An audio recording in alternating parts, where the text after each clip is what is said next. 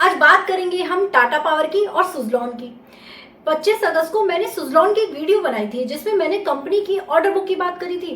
अब सुज़लॉन को उस वीडियो को बनाने के बाद सुज़लॉन को एक और ऑर्डर मिल चुका है। अगर आपको इस स्टॉक की और डिटेल एनालिसिस चाहिए तो मैंने डिस्क्रिप्शन में उस वीडियो का लिंक दे दिया, आप उसे जरूर देख लेना। अब बात करते हैं टाटा पावर की। देखो, as a long term investor अगर आप कंपनी की नब्ज को पकड़ लेते हो ना, तो आप ये अच्छे से खुद डिसाइड कर सकते हो कि आपको उस कंपनी में इन्वेस्टमेंट करनी चाहिए या नहीं। आपने एक बात नोटिस करी होगी, अभी तक मैंने जितनी भी वीडियो बनाई है ना, मैं उसमें किसी में भी है ना कंपनी के पास डेटा के बारे में ज्यादा बात नहीं करती हूँ। ऐसा इसलिए क्योंकि मैं एक लॉन्ग टर्म इन्वेस्टर हूँ, तो मैं कंपनी के जो एक्सपेंशन प्लान्स हैं और जो फ्यूचर प्लान्स हैं उस पर ईगल आई रखती हूँ। और साथ ही साथ कंपनी में अगर कोई डिफॉल्ट है, कोई प्रॉब्लम है, तो कंपनी उस पर क्या एक्शन लेने वाली है, क्या करेक्शन करने वाली है, इस पर भी पूरी नजर रखती हूँ।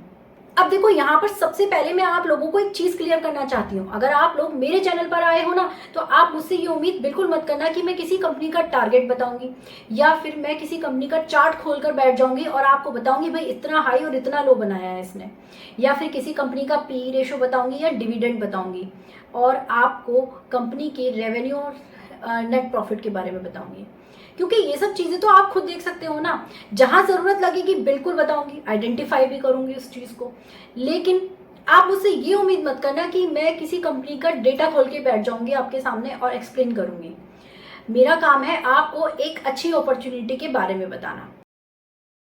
अब एज यूजल मैं कंपनी के एक्सपेंशन प्लान और फ्यूचर प्लान्स की बात करूंगी। काफी टाइम पहले जो सेबी को कंपनी ने काफी लंबी रिपोर्ट पेश की है, जिसमें कि इन्होंने ये बताया है कंपनी ने कि इनका जो 2030 में जो टोटल एनर्जी पोर्टफोलियो है ना, वो 80% क्लीन और ग्रीन एनर्जी में फोकस करेगी कंपनी। साथ ही साथ इन्होंने ये भी बताया कि 2045 तक ये जो इनका एनर्जी का बिजनेस है, इसको 100% रिन्यूएबल एनर्जी में कन्वर्ट करना चाहती है।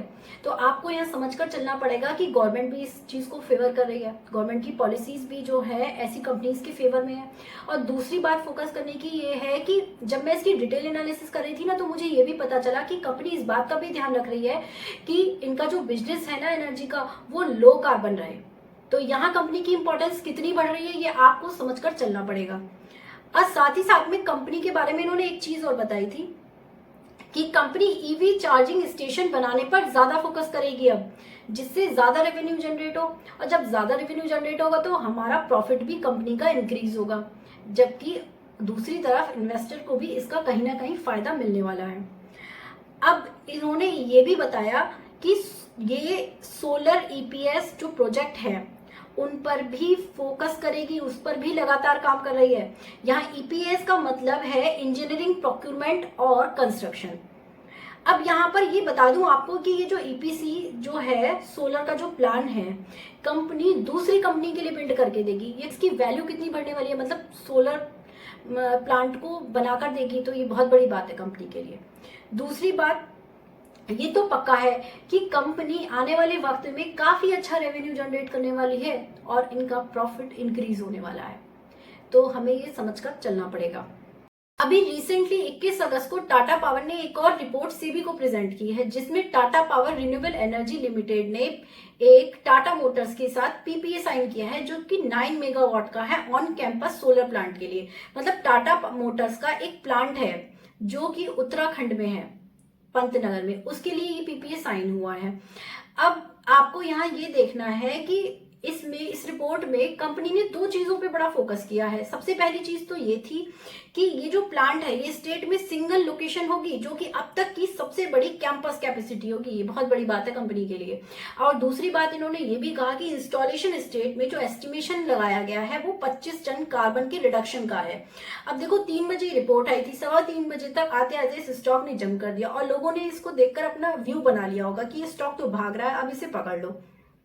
लेकिन मैं आपको बता दूं, ये जो तेजी आई थी स्टॉक में, ये सिर्फ न्यूज की वजह से थी। लेकिन जो लोग मार्केट को जानते हैं, जिनको मार्केट की अच्छी नॉलेज है, उन लोगों ने ऐसा बिल्कुल भी नहीं किया होगा। देखो, अभी रिसेंटली 24 अगस्त को एक और रिपोर्ट इन्होंने सेबी को दी है, जो कि 12:40 पर इन्होंने दी थी और उसके बाद इस स्टॉक ने फिर से एक नया हाई बना दिया। अब सेबी को क्या बोला इन्होंने? सेबी को इन्होंने बताया कि टाटा पावर ने और जूम कार ने साथ में हाथ मिला लिया है to offer a seamless EV charging infra solutions. इसका मतलब इन लोगों का एक एमओयू साइन हुआ है जो कि Tata power EV charging solution और जूम कार के साथ हुआ है, जो कि मुंबई में है। अब टाटा पावर का सीधा एम है कि जो टाटा पावर की जो ईजेड पॉइंट है ना चार्जिंग के, उनको जूम कार प्लेटफॉर्म पर प्रमोट करना। और दूसरी बात साथ ही साथ जो एग्जिस्टिंग कस्टमर है किसके, ईवी के जो एग्जिस्टिंग कस्टमर्स हैं और जो एस्पायरिंग ईवी के जो ओनर्स हैं उनको, और साथ में जूम कार के जो एग्जिस्टिंग कस्टमर हैं उनको भी ये एक सपोर्ट देने वाला है टाटा पावर। तो आपको इस न्यूज़ को भी समझना पड़ेगा, और इस न्यूज़ की और ज़्यादा डिटेल एनालिसिस चाहिए आपको तो मैं डिस्क्रिप्शन में इसका बता दूंगी कि कितने चार्जिंग स्टेशन पे टाटा पावर काम करने वाला है, क्या क्या उसके फ्यूचर प्लान्स हैं इस चीज़ को लेकर, वो मैं डिस्क्रिप्शन में दे दूंगी, आप वहां से इसको पढ़ लीजिएगा। देखो, अगर हम 2 साल पहले 2021 में जाए ना, तो इस स्टॉक ने अचानक से एक अप ट्रेंड पकड़ लिया था। इसकी वजह ये थी कंपनी अपने बिजनेस में एक्सपेंशन और उसके प्लान को थोड़ा चेंज करने की कोशिश कर रही थी। अब ये न्यूज़ में इन्होंने ना कुछ चीज़ें हाईलाइट भी की थी, और तभी उसी वक्त मैंने इस कंपनी में अपनी पोजीशन बना ली थी। तो अब जिन लोगों को ये लग रहा था कि ये स्टॉक भाग रहा है, तेजी से भाग रहा है, इसको पकड़ लो भाई, ये अप ट्रेंड में है अब, तो उन लोगों को थोड़े टाइम में एहसास हुआ होगा कि उन्होंने गलत डिसीजन ले लिया है। लेकिन यही जो लॉन्ग टर्म इन्वेस्टर्स हैं, जो कंपनी के फंडामेंटल्स को और उसके बिजनेस मॉडल को समझकर इन्वेस्टमेंट की होगी और बाइंग करी होगी ना, वो लोग इस स्टॉक में अभी भी बने हुए होंगे, जैसे कि मैं इस स्टॉक में अभी भी बनी हुई हूँ। अब देखो, कंपनी की कुछ इंपॉर्टेंट फिगर्स को देख लेते हैं 2021 की, 22 की और 23 की। अगर आप इनकी सेल्स देखेंगे, मतलब रेवेन्यू देखेंगे ना, तो उसकी फिगर्स में काफ़ी बड़ा चेंजेस है। आप देख लीजिए, स्क्रीन पर मैंने दिखा दिया है। अगर हम नेट प्रॉफिट की बात करें तो इसमें भी एक बड़ा चेंज आया है, आपको ये समझकर चलना पड़ेगा। अब आपको मैं यहाँ ये समझाना चाहूँगी कि कंपनी में जो तेजी आई है ना, इसके जो शेयर प्राइस में तेजी आई है वो न्यूज़ के बेसिस पर है।